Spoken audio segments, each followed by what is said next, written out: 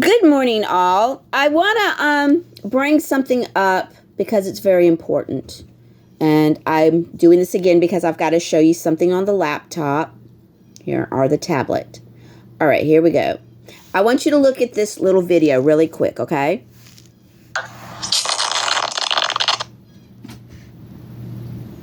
All right, did you see that?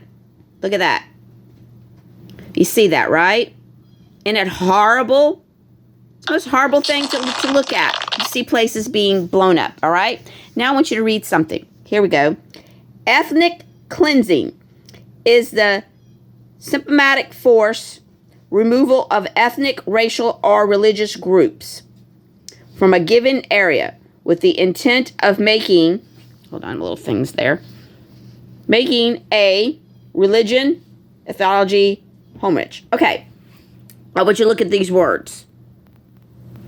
Where is it at? Sorry, trying to force racial or religious into making a regional, ethnic,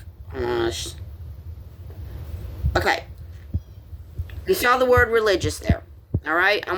As I'm talking, I want you to continuously watch this place being blown up. All right, I'm going to tell you a true story.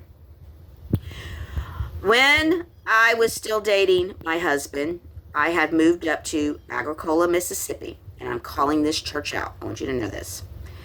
And I told my son, he was only like 5, 6 years old, that I wanted to make sure that I did this right. I wanted to be part of this community. I wanted to bring my son up in a loving Christian way. So we were going to become part of a community. We were going to find a church. And we were going to be part of it. We were going to be faithful to it. We were going to do it right. My son was going to go to Sunday school. We were going to go to every Sunday mass. We were going to do church things. We were going to do it right because I was going to bring my son up right. So, do know, as a small child, when I lived with my mother, I went to Baptist church. My mother didn't really bring me. Some elderly ladies that lived in an apartment complex used to bring me. They brought me to a Baptist church. I went to a Baptist kindergarten. I was brought up Baptist. When I moved in with my father and my stepmother, I was introduced to the Catholic religion and had to go to Catholic school. And so when I talk about these different churches, I want you to know that I grew up Baptist and I grew up Catholic. I was never really fully indoctrinated in either, but I spent many years in a Catholic church. I went to high school at a Catholic church for the first year. Then I moved to the city high school.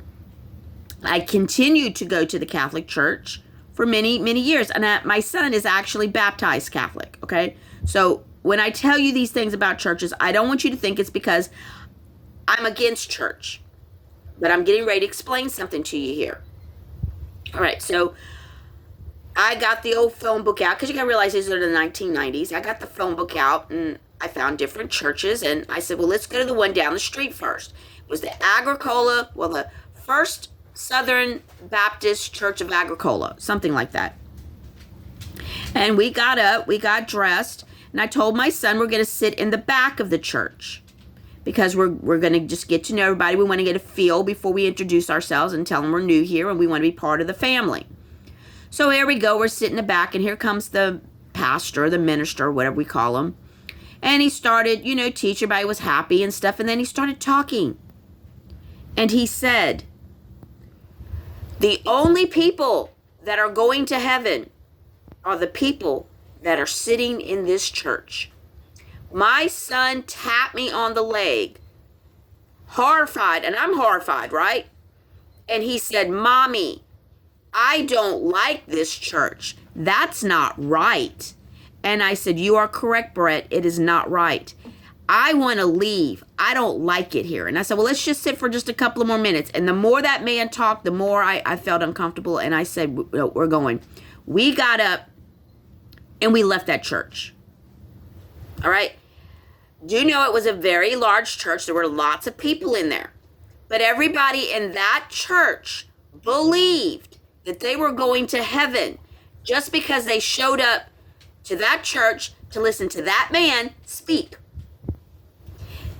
This is why people fight. This is why people argue. And everybody's been through this. They'll go, hi, what church do you go to? And you go, well, I go to the blah, blah church down the road. They're like, oh, no, you need to come to my church. People are like, well, why do I need to come to your church? Oh, you need to come to my church. You'll love it there. It's because people honestly believe their church is the only way they're going to heaven. Nobody else's church is leading them there. And it doesn't matter if they're reading the same gospel, reciting it the same way, explaining it the same way. You have to come to their church. Well, people say, well, I don't want to go to your church. I like my church. And then people get offended. And they say, well, no, you need to come to my church because my pastor's good and you'll go to heaven. And they're like, well, I'll go to heaven, go to my church. And next thing you know, the damn people are fussing and fighting and slapping each other in the head. Now imagine it in a bigger thing. So you have one country because they worship one way. Well, no, we're not going to have it. We're just going to blow you up and we're going to introduce you to the way we do religion, and then it's okay. Now you're probably saying, well, Jackie, you can't say that's just because of religion. You can't say that. All right, let's go to the Crusades. Let's go back that far. Who wanted people to go to Israel or Jerusalem, wherever they were going? I can't remember, and it doesn't really matter too much anymore because we know history was all a lie, but we were taught this, so we're going to talk about it. Who was the one that did it? The Catholic Church, the Pope. Okay? All these people became knights because the Pope said that it would exonerate all their sins if they fought for the Catholic Church. So these people became knights, and they went over there and they fought in the Crusades. You don't believe me? Let's look it up. Let's look it up really fast. History of the Crusades. According to usu.edu, spanning most of the High Middle Ages, 1050 to 1300 CE, a series of military expeditions called the Crusades was launched from Christian Europe against the peoples of the Near East.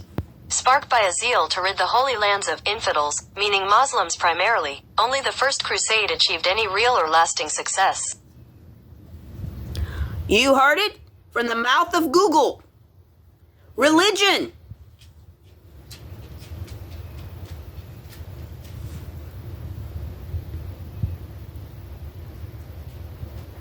Okay, let's go on.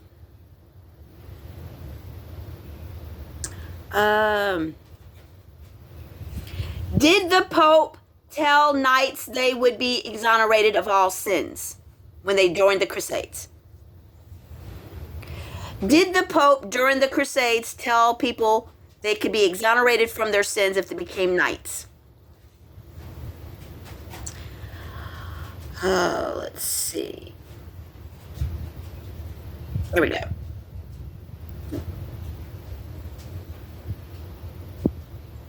Was a promise from whoever took part of the Crusades. All who died by the way, whether by land or by sea, or in battle against the pagans, okay, we only use the word pagans in religion, shall have immediate remission of sins. There you go, guys. I rest my case. I rest my case. Now, you can say, well, you know, I'm religious. I don't believe that. Well, I'm telling you. All right? Maybe you didn't know this. Maybe you didn't pay attention to this part in school. All wars are with religion and money. And the church is backing these things up. And who right now mainly controls the Catholic Church? Well, you may say it's the Pope, but there's a little bit more to it. Okay? There's just a little bit more to that. I just want you to understand this. This is not going to go into a deep discussion. I only had 19 minutes, and we're not going to use the full 19 minutes. But as you go to church today and as you leave church today, I want you to start really paying attention to what you're being taught. Because in the future, you're not going to be religious. So there's not going to be any fighting. You're going to be what is considered spiritual. And if you really pay attention to the teachings of Jesus, he was spiritual. Even though he was brought up a Jew, he was around Jews, he didn't act like a Jew. Okay? And that's proven in the words in the Bible. He didn't act like a Jew. This is why the Jews couldn't control him. This is why they wanted him killed. Because he was teaching you the truth. He wasn't a Jew in religious form. He was very spiritual. Okay? They called him a Jew. He probably considered himself a Jew, but he wasn't. He didn't act like one. And if you look at some of these Zionists today that claim they're Jews, you look exactly what they're doing, like in New York with the tunnels. Jesus didn't do that. Okay? You understand where I'm going with this? We know that the Jews control a lot of what's going on. And we know the Catholic religion and the Jewish religion, although they say there's not a lot alike, they both are controlling the world. Who wants to be part of any religion that's trying to control the world? Well, first they have to control your mind. They have to brainwash you and control you. And they have to piss you off just enough so you'll go fight with someone else because they won't go to your church. That's how it starts. Then once you get people fighting in communities about whose church is better, then you can start whole towns, whole cities. What about whole friggin' countries? What happens after a war or a battle? The monastery, the missionaries, I wanted to say, the missionaries go over there to preach the word of the Lord to all these Muslims. Think about it. Why are people going over there to another group of people who live a certain way, practice their own religion? Why do we have to go over there and tell them, no, you can't do that? It's because religion controls people. All right? So in the future, you're not going to be controlled. Churches are not going to exist. It's going to take a little bit, but you're going to become more spiritual. And I need you to understand that does not mean New Age. This New Age crap is not what I'm talking about. When I say spiritual, I want you to see a picture of Jesus walking and people following him because he feels good. The energy around him just you want to be around him. He just feels like that's where you've got to be. Wherever this man is, that's where you've got to be. And he's not carrying a church on his back. Nobody's going to build a church where he just says, let's stop here, and starts talking. Starts performing miracles, starts teaching people how to eat right, how to live right, and how to become a better person. Then he gets up and he leaves. And everybody that listened to him was like so changed. He didn't leave a church, a physical church. He left a way of life. That's spiritual. Okay? So when someone says, oh, I'm spiritual, don't assume that they're New Age, because New Age is different than spiritual.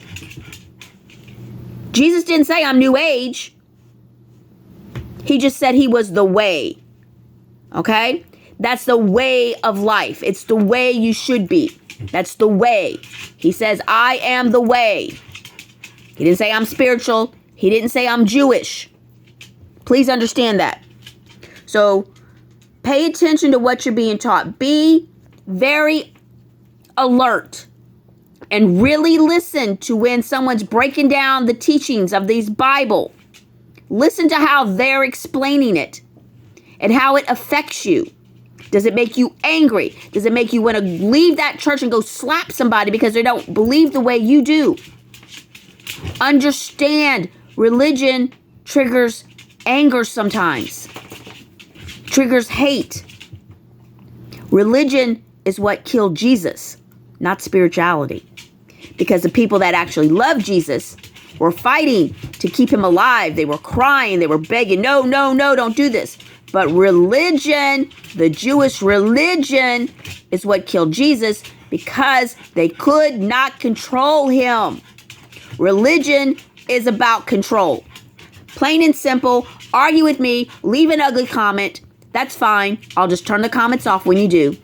Because you're going to see this. You've got to see this. This is extremely important. Okay? Have a good day.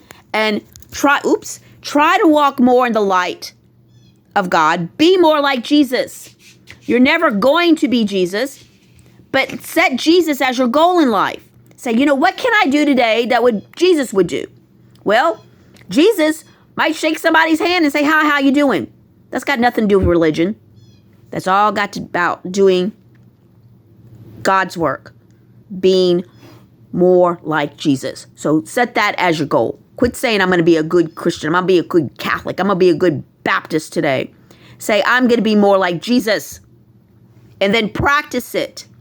Do it. And every day, be more like Jesus. Someone's mean to you, turn your face and let them slap you on the other side. Okay? Be more like Jesus. Talk to people you wouldn't normally talk to. I don't care if they're wearing their pants inside out. Maybe they need some help. Maybe that's why God sent you over there. Be more like Jesus. Buy somebody a cup of coffee when they look like they're having a bad day. Talk to a stranger. Say, I just noticed you look really sad. Is there anything that I might do, even though I don't know you, that maybe I can do? Reach out to people. Be more like Jesus. Please. I want this madness to end. But I need you to understand what I'm saying. Don't be religious. Don't be controlling. Don't tell people they're practicing their religion wrong. Because you're not being like Jesus. All right, guys. Have a blessed day and be more like Jesus.